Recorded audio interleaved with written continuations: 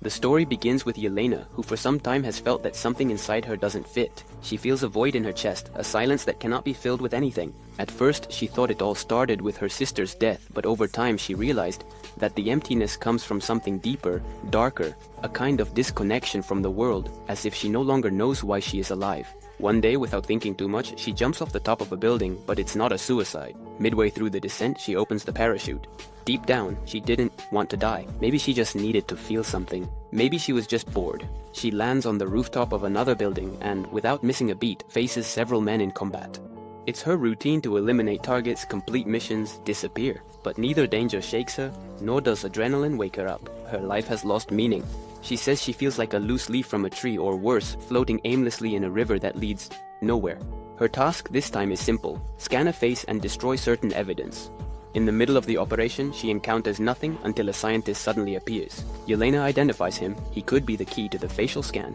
But the man stops being afraid and talks to her as if he has known her for years. He says he knows she was sent by Valentina to erase all traces, but he also warns her that laboratory belongs to the Ox group and what they are developing there could endanger all of humanity. Yelena knocks him out easily, but just before leaving him, he throws one last phrase at her that sticks in her mind: the Sentry project is not what you think. Minutes later, as she was walking down the street, the building explodes behind her. Yelena reports that the mission has been accomplished. On the other side of the city, Bucky Barnes, now a congressman, is in a key city. He seeks to remove Valentina de Fontaine, the current director of the CIA. The trial reveals explosive information. Valentina had worked for the Ox group and was allegedly behind several illegal laboratories that might be experimenting on humans in an attempt to create a super soldier. Valentina says that her only motivation has been to protect the world, especially now that the Avengers are no longer around.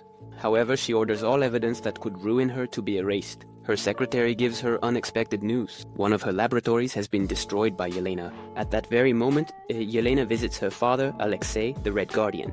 He mentions that he has been associating with important people, but soon realizes that his daughter didn't come just out of courtesy. She wants to talk about Valentina. She feels that the time has come to leave everything behind, but Alexei responds that the world needs him. He even asks for her contact number. He would give anything to get back into action. Yelena, however, continues to wonder if all of this is worth it. Why do you keep obeying Valentina? What is the point of continuing to carry out missions? Alexei responds bluntly: the work brings fame, fortune, and power. He felt alive when he was revered, when he could rescue innocents and feel invincible. Later, Yelena calls Valentina to confirm that she finished the mission, but she asks for a change. She doesn't want to keep operating in the shadows. She wants something legal or public. Valentina proposes one last mission to close the cycle. On the outskirts of the city, there is a secret vault that holds confidential information about the Ox group. Someone plans to infiltrate it, and Yelena must follow them, find out what they are looking for, and if necessary, eliminate them. In that place, Yelena finds disturbing documents, images of lifeless bodies, unspeakable secrets. Suddenly, John Walker appears. Without warning, he confronts Yelena, but before the fight escalates, another figure appears: Taskmaster. It's Antonia, the daughter of a former enemy. Her ability to replicate any fighting style makes her a threat. But she's not there for Yelena, she's there for Walker. The battle spirals out of control, Antonia is neutralized, and just then Gus appears with his dematerialization ability. And as if that weren't enough, a disoriented young man appears, not knowing where he is. He says his name is Bob. No one understands what he's doing there. Meanwhile, Bucky meets with Mel, Valentina's assistant. He leaves her a clear message: if she ever has anything that could bring down her boss, to call him. Back in the vault, everything is chaos. They discover that at some point they all worked for Valentina, they were useful pieces, but no one would look for them if they disappeared. Gus tries to escape, but something prevents him. The place starts to vibrate. The vault wasn't just a simple storage, it was a trap. Valentina plans to incinerate them all, and from a tablet she increases the temperature minute by minute. Amid the panic, Gus manages to dematerialize and dig an exit. The others think he abandoned them, but he returns just in time and helps them escape seconds before the place explodes. In the midst of the confusion, Yelena runs into Bob and, without knowing how, is dragged into a memory that has haunted her forever. Her first mission, that time when she used someone's effect only to betray and kill them afterward. She wakes up sweating, with her soul even more wounded and with more doubts than ever. Mel informs Valentina that her guests managed to survive the vault's gift. Additionally, she confesses that they might be starting to unite against her. Valentina mocks the idea, labeling them as a walking antisocial tragedy, and assures that they will achieve nothing. but when Mel shows her a snapshot with the face of a stranger, Valentina changes her attitude and orders an immediate investigation. Consequently, several attack teams are urgently dispatched. Meanwhile, the Red Guardian infiltrates as Valentina's personal driver, and thanks to that, he manages to find out almost everything that is happening. On the other hand, the group that managed to escape from the vault begins to question Bob, a complete stranger. No one knows how he got there. When he demands an explanation, he simply says that he was having a blood test and, without knowing how, he woke up in that place in pajamas. Meanwhile, Bucky Barnes receives a call from Mel. She tells him that she has been reflecting and that no one is going to protect them, that the Avengers will not return. Bucky responds that he can protect her, but he needs her to tell him more. Mel asks him if he still knows how to track phones. Bucky tells her yes, but asks her to leave behind that lifestyle she's leading. She remains silent and simply hangs up. Meanwhile, the group tries to exit through a tunnel. The path will be difficult, but they join forces to see if together they can get out. At one point, they almost fall into the abyss, but they finally manage to get out without problems. Mel hands over new information about the Sentry project to Valentina.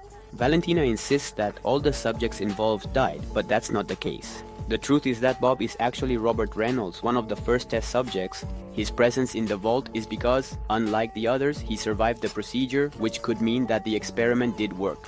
Once outside the vault, the group reorganizes, but when John Walker extends his hand to Bob, he is transported to a memory, just like what happened to Yelena before. He sees a news report on his phone about the fall of a great hero. He is so engrossed that he doesn't pay attention to his own baby, leading to a bitter scene, as his wife confronts him about his impatience. Back in reality, just as they are about to complete their escape, a military squad surrounds them. They know there's no turning back. They devise a plan to withstand the attack, but Valentina issues an order: no lethal force. There's someone inside I need alive. Yelena tries to activate the lights to blind the enemies, but she fails in her attempt. Walker faces the soldiers alone. When Yelena and Bob arrive, they discover he has taken them all down. But another wave is approaching. Yelena hands a weapon to Bob. Although he is injured and disoriented, he wants to help. Together, they fight the new soldiers, thus taking them all down. John Walker, exhausted, informs them that another wave will arrive in 60 seconds. They have no choice. They dress in enemy uniforms and escape through an alternative route. Voss appears in a truck to rescue them, but they fail to pass the identification check. At that moment, Bob makes a decision. They get out of the truck, he shouts that he is the target and surrenders to distract them. He receives multiple shots, but nevertheless, he does not die. He automatically recovers, and in the end discovers that he can even fly. His companions observe that he is rising higher and higher. However, at that moment, he dives down and causes a huge explosion on the ground, leaving his companions scattered. Valentina, upon observing everything that happened, orders to locate Bob immediately and capture or eliminate the rest. The team gradually prepares. One of them asks about Taskmaster. Yelena, with a calm voice, responds, "He killed a lot of people. It was his turn."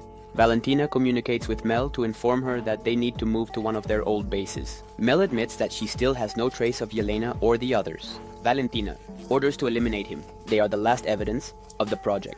She also orders that Bob be transferred to New York. Later on, as the group walked along a deserted path, Alexei, Yelena's father, appears wearing the suit that characterizes him as the Red Guardian. He arrives too late to prevent the worst, but at least he is there to help them. He smiles proudly upon seeing his daughter surrounded by survivors, a team formed by will and not by orders. He tells her that he's glad she found a group of reckless anti-heroes.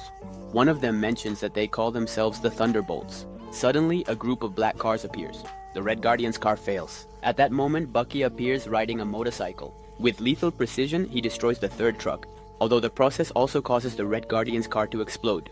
Later on, we see that Bucky has captured and tied up the team. He explains to them that he doesn't consider them a threat, but rather a source of crucial evidence. He plans to use it to press charges against Valentina, achieve her removal, and send her to a high-security cell. Meanwhile, the Thunderbolts are planning their own move.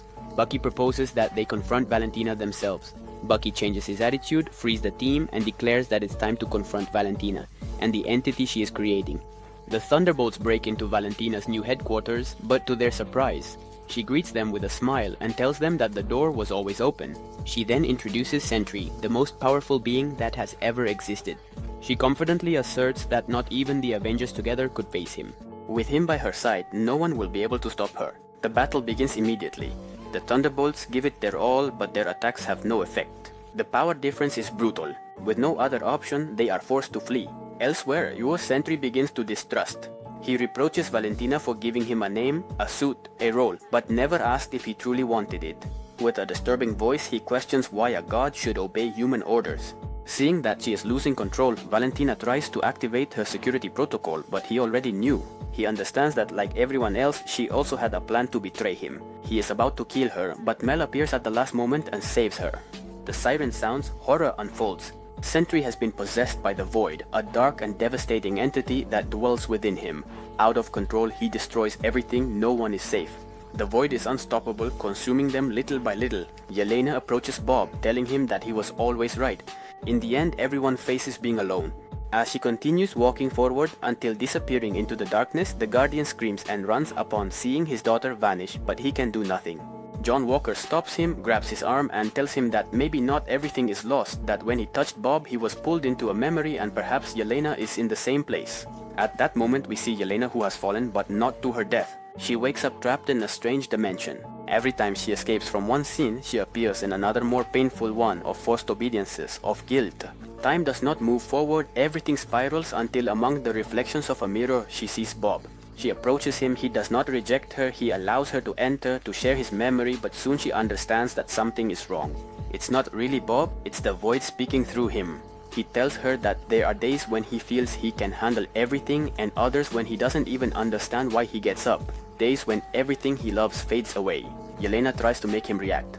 She tells him that pain cannot define us, that giving up is not the way out, but the Void becomes enraged.